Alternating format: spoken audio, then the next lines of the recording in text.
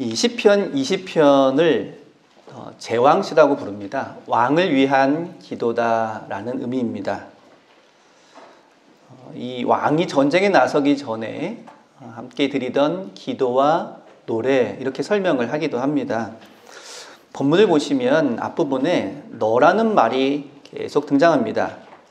여호와께서 내게 응답하시고 너를 높이 드시고 너를 도와주시고 너를 붙드시고 내 마음의 소원을 허락하시고 너의 모든 계획을 이루어 주시고 기도를 들어주시기를 원한다.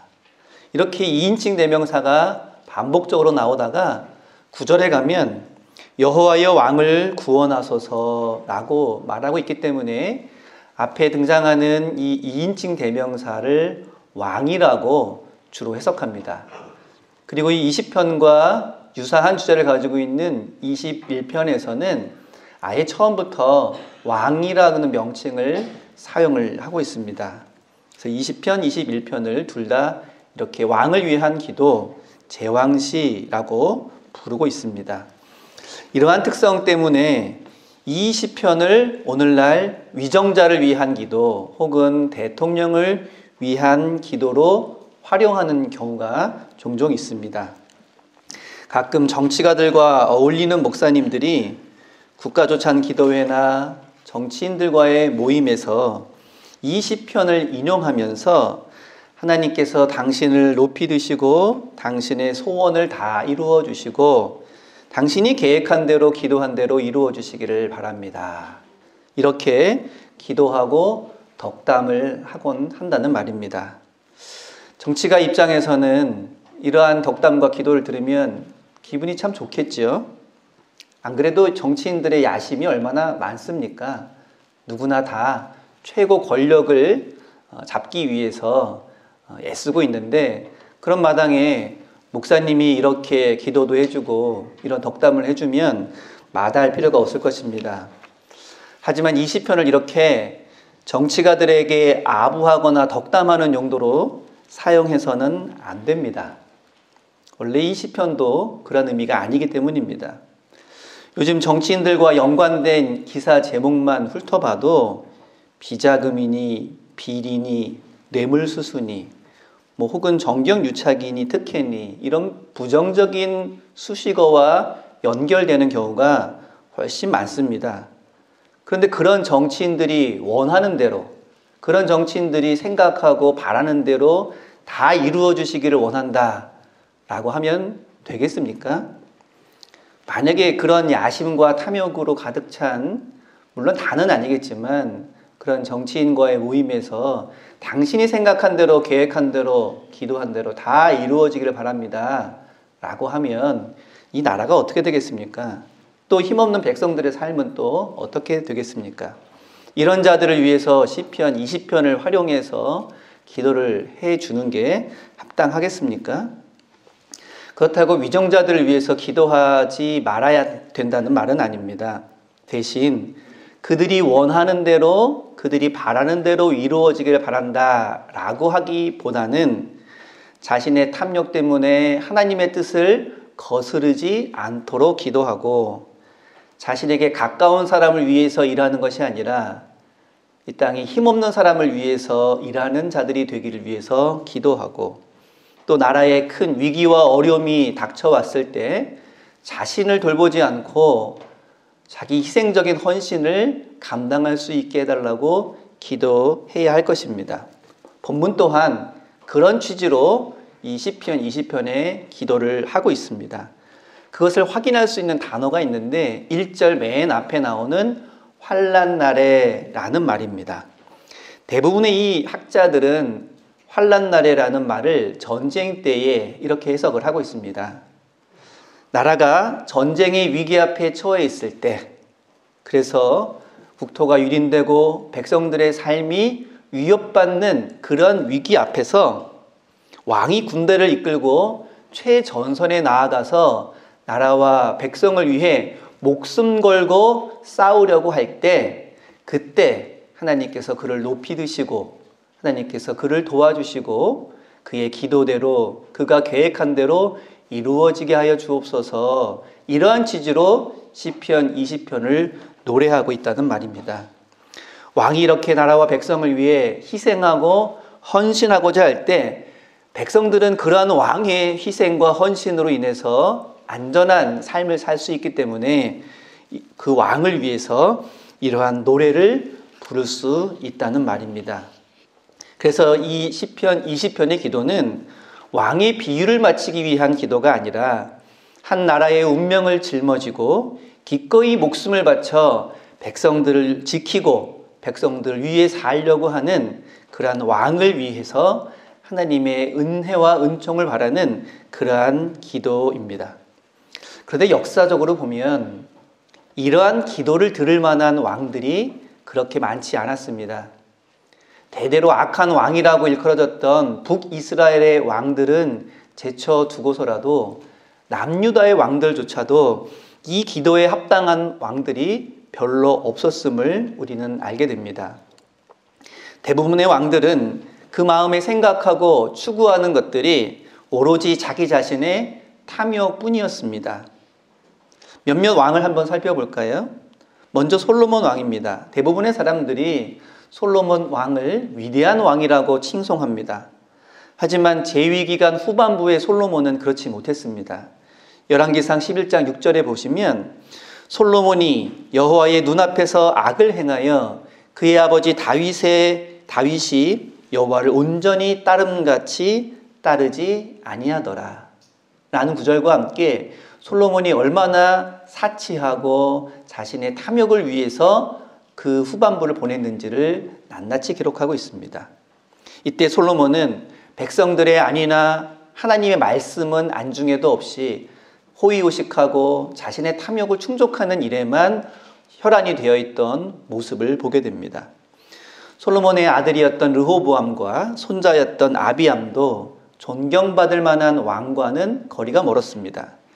열왕기상 15장 3절에 보시면 아비암이 그의 아버지 르호보암이 이미 행한 모든 죄를 행하였고 그의 마음이 그의 조상 다윗의 마음과 같지 아니하여 그의 하나님 여호와 앞에 온전하지 아니하였다라고 보고하고 있습니다. 또 그 왕들 중에는 배은망덕한 왕들도 있었습니다. 대표적인 인물이 요아스 임금입니다. 역대하 24장에 보시면 여호야다가 죽은 후에 유다 방백들이 와서 요아스 왕에게 절하매 왕이 그들의 말을 듣고 그들의 조상들의 하나님 여호와의 전을 버리고 아세라 목상과 우상을 섬겼으므로 그 죄로 말미암아 진노가 유다와 예루살렘에 임하니라 라고 말합니다. 요아스 왕은 아주 어렸을 때 그의 할머니였던 아달랴 여왕에 의해서 죽을 뻔한 적이 있었습니다. 그 위기에 고모였던 여호사보앗이 그를 지켜주었고 자신의 집에 숨겨서 키웠습니다. 그 남편이 여호야다라는 제사장이었는데 훗날에 이 여호야다가 아달랴 여왕을 몰아내고 이 요아스를 임금의 자리에 앉힙니다. 그리고 하나님의 말씀에 합당한 개혁 작업을 주도하였습니다. 여기까지는 참 좋았는데 그 여호야다가 세상을 떠나고 나자 이 요아스가 변해버립니다. 그리고 나서 오늘 본문에 나온 것처럼 자신이 원하는 대로 그 권력을 마음대로 사용하고 도무지 옳은 말을 들으려고 하지 않게 된 것입니다. 이때 여호야다의 아들이었던 스가랴가 하나님의 영을 받아서 공개적으로 이 요아스 임금을 질책하고 나섰습니다. 그러자 요아스가 사람을 보내서 그 여호야다의 아들이었던 스가랴를 그만 죽이고 말았습니다. 생명의 은인이었던 여호야다의 아들, 먼 친척벌이었던 그 스가랴를 자신의 탐욕을 추구하는 데 방해가 된다고 해서 무참히 살해한 것입니다. 열왕기하 21장 16절에 보면 므낫세 임금에 대해 이렇게 말합니다. 므낫세가 유다에게 범죄하게 하여 여호와께서 보시기에 악을 행한 것 외에도 또 무죄한 자의 피를 심히 많이 흘려 예루살렘 이 끝에서 저 끝까지 가득하게 하였더라. 이 므낫세 임금은 유다의 왕들 중에 대표적으로 악한 왕이고 이 므낫세 임금의 악행의 영향력 때문에 유다가 멸망하였다라는 평까지 듣게 됩니다. 그 이후에도 요시야 임금을 제외하면 대부분의 왕들이 어리석고 불의하고 사리사욕만 추구하는 왕들로 계속 이어집니다. 그리고 그러한 그들의 모습은 유다의 패망의 큰 원인이 되었습니다. 이런 유다의 왕들의 모습을 보면 과연 시편 20편에 나오는 이 왕을 위한 기도가 그들에게 합당한 것인가 하는 의문을 지울 수가 없습니다. 이러한 유다의 왕들을 위해서 이 시편 20편의 노래를 불러주어야 할까요? 유다 왕들뿐만이 아닙니다. 그러한 악한 행실의 모습들은 그 이후에도 시대적 변화만 있었지 계속해서 반복되어 오늘날까지 이르고 있습니다. 그리고 어쩌면 오늘날 우리가 바라보고 있는 우리나라의 현실도 유다의 임금과 같은 그러한 악한 모습과 그리 크게 다르지 않다는 것을 보게 됩니다. 그러니 이 시편 20편을 가지고 나라의 위정자나 혹은 권력 있는 사람을 위해서 기도해 주어야 한다라고 말하기가 부끄러운 순간들이 더 많다는 것입니다. 그래서 저는 오늘 이 본문에 나오는 2인칭 대명사 너 혹은 당신을 굳이 왕으로 한정해서 볼 필요는 없다고 봅니다. 여기에 해당하는 왕이나 위정자도 별로 없을 뿐더러 시편은 어느 특정한 계층이나 인물에게만 해당하는 노래가 아니라 우리 모두가 듣고 깨닫고 또 마음에 새겨야 하는 노래이기 때문입니다. 5절과 7절과 9절에서도 우리라는 단어를 사용해서 이 시편의 대상이 한정되어 있지 않고 우리 모두를 위한 노래라고 하는 것을 분명히 말해줍니다. 우리 하나님의 이름으로 우리의 깃발을 세우리니 우리는 여호와 우리 하나님의 이름을 자랑하리로다. 우리가 부를 때 우리에게 응답하소서.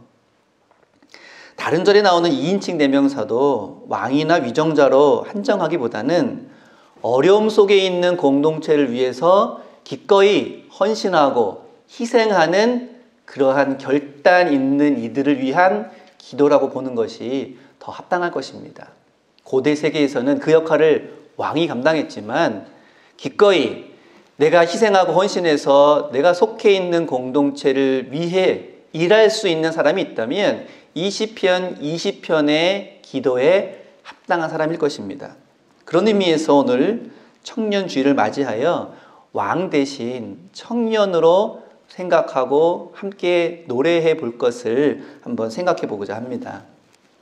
한때 우리나라에서 청년은 어떤 어려움이나 어떤 역경에도 굴하지 않고 자기 자신과 공동체의 미래를 위해서 그리고 보다 더 정의롭고 보다 더 바른 모습을 위해서 헌신하는 세대, 이런 상징성이 있었습니다.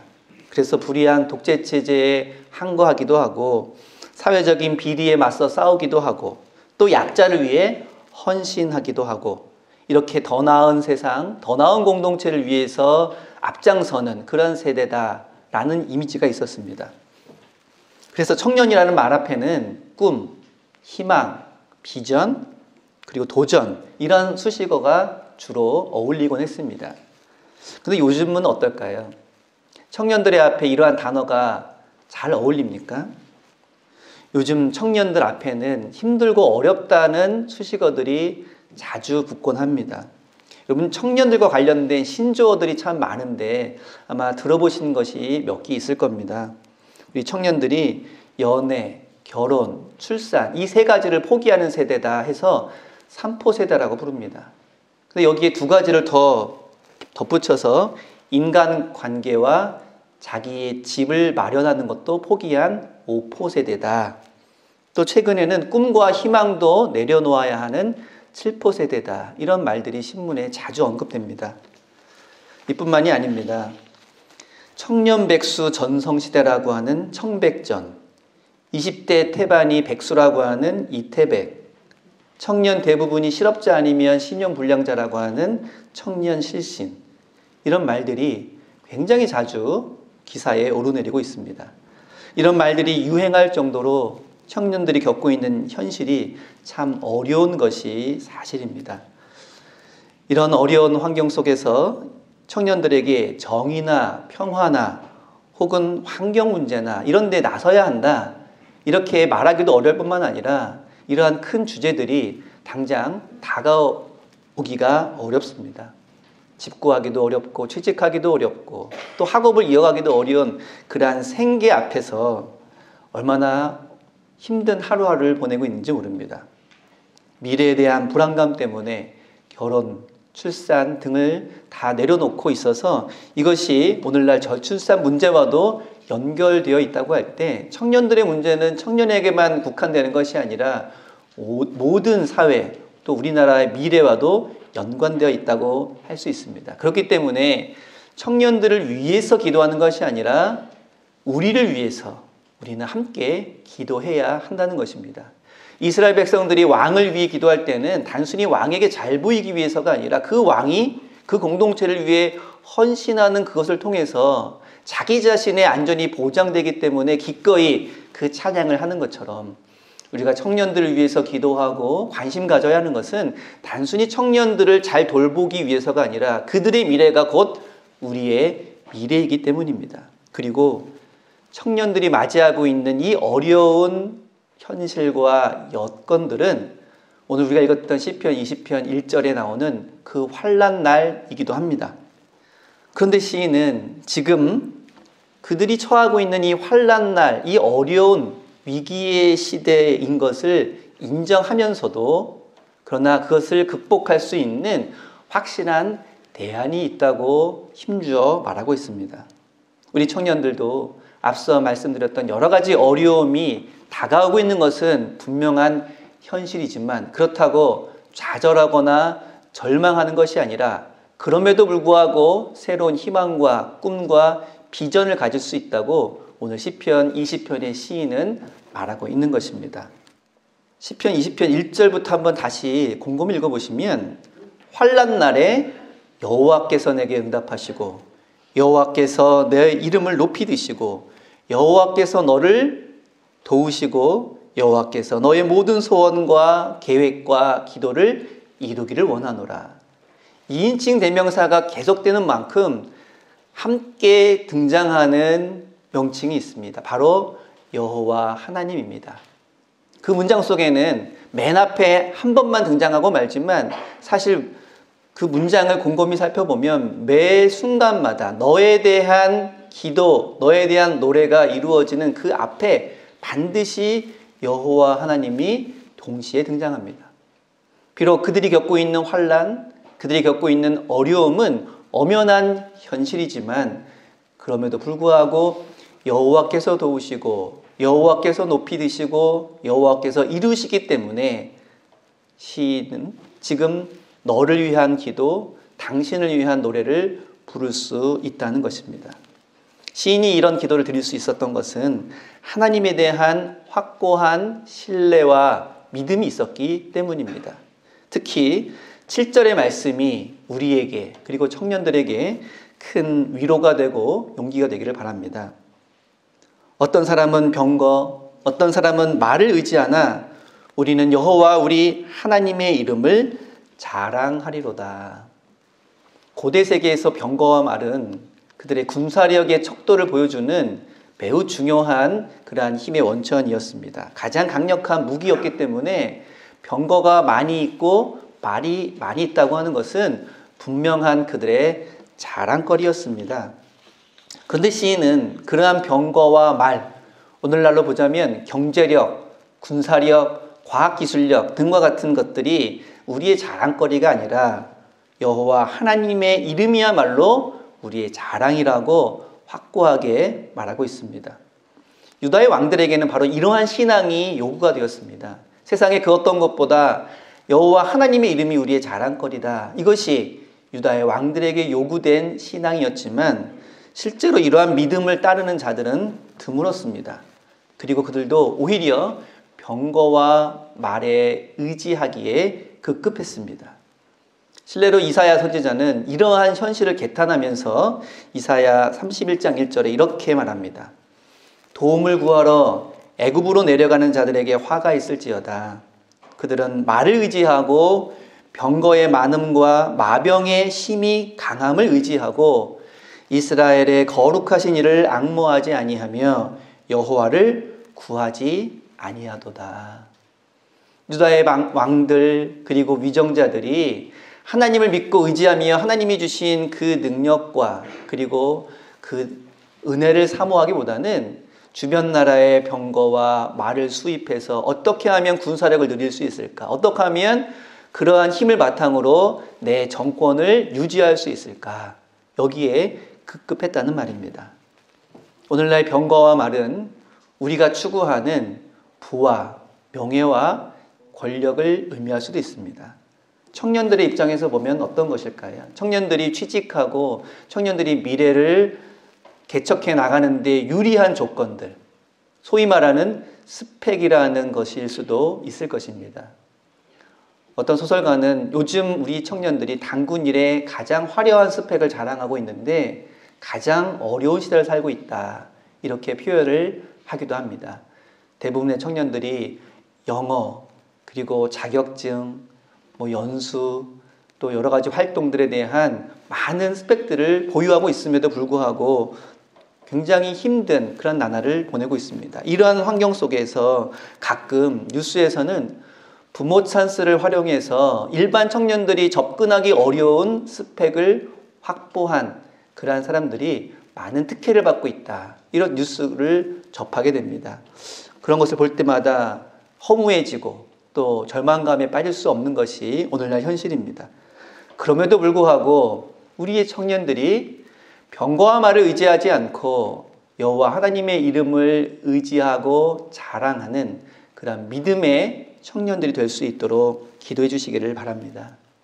이는 단순히 교회 잘 다니면 취업도 잘 되고 또 학교도 잘 들어가고 모든 일이 술술 잘 풀린다는 그러한 의미가 아닙니다. 8절을 보시면 그들은 병거와 말을 의지하는 자들은 비틀거리며 엎드러지나 우리는 일어나 바로 서도다 라고 말합니다. 세상의 힘을 의지하는 이들은 비록 그것으로 인해서 잠시 승리하는 것 같지만 큰 환란이 다가올 때 곧 쓰러질 수밖에 없을 것이고, 그러한 병거도 없고 그러한 말들도 없는 사람들은 연약해 보여서 세상의 그러한 풍파 앞에 쓰러지는 것 같지만 여호와 하나님의 이름을 의지하여 다시 일어날 것이라는 말입니다. 실제로 병거와 말을 의지했던 나라들은 어떻게 되었을까요? 유다에서 이집트에 병거와 말을 수입하러 갈 정도로 이집트는 병거와 말이 많은 나라였습니다. 그러면 그 이집트가 세계 최강의 나라로 지금까지 이어져 오고 있습니까? 병거와 말로 보면 세계에서 최강이라고 했던 아수르, 바벨론, 페르시아, 그리스, 로마는 어떻게 되었습니까? 그들의 그 세력이 100년을 넘기지 못한 경우도 허다했습니다. 반대로 아무런 힘도 없이 박해와 고난을 당해야만 했던 그 가운데서 오직 주의 이름만을 불렀던 초대교회의 그러한 성도들은 어떠했습니까? 많은 어려움과 많은 역경이 있었지만 결국 그 복음을 땅끝까지 전하는 일에 최선을 다하였고 결국 오늘날까지 이르러 그 복음을 우리가 접할 수 있게 되었습니다. 물론 훗날 주의 이름 대신 다시 병거와 말을 의지하였던 중세 교회는 몰락의 길을 걸어갈 수밖에 없었지만 그것은 우리가 온전히 의지해야 할 것은 세상의 병거와 말이 아니라 하나님의 이름뿐이라는 것을 다시 한번 우리에게 깨닫게 해주고 있습니다. 이처럼 하나님의 역사는 겸손하고 연약한 것 같은 그러나 확고한 믿음으로 하나님의 말씀을 따르는 자에게 이루어진다고 하는 것, 그들 통해서 새 역사를 하나님께서 일구어 가신다는 것을 보여주고 있습니다. 마지막 9절을 보시면 여호와여 왕을 구원하소서라는 간구가 나옵니다. 이 또한 왕에게 아부하거나 그의 비위를 맞추기 위한 기도가 아니라 왕 또한 구원의 대상임을 분명히 보여줍니다. 왕이 우리를 구원하는 것이 아닙니다. 왕도 구원받아야 할 대상이고 오직 그 왕이 하나님께 간구하고 매달리고 의지해서 하나님의 자녀로서 구원받을 수 있게 해달라고 하는 간구를 하고 있습니다. 그리고 한편 그 왕이 그러한 역경 속에서, 환난 속에서 목숨을 걸고 헌신하고 희생함으로 제 역할을 감당할 때, 그리고 그러한 헌신을 통해 자신의 백성들을 지키고자 할 때 하나님께서 그를 도우시고 구원해 달라는 그러한 간구입니다. 오늘 우리는 이러한 간구를 우리 청년들에게, 물론 우리 모두에게도 해당하는 말이지만 특별히 청년주의를 맞이해서 청년들을 위한 기도로 함께 해주시기를 바랍니다. 여호와여, 청년들을 구원하소서. 단순히 실업률이 높으니 취직이 잘 되게 해달라고 하는 기도가 아닙니다.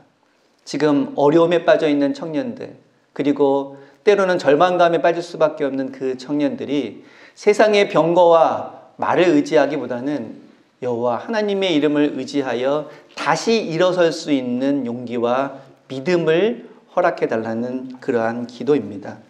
그러한 청년들이 새롭게 용기를 가지고 꿈과 소망을 가지고 자신의 꿈을 이루기 위해 최선을 다할 때, 그리고 그것이 공동체 안에 유익한 영향력으로 나아갈 때 결국 그 기도는 청년들을 위한 기도가 아니라 우리의 미래를 위한 기도이기 때문입니다.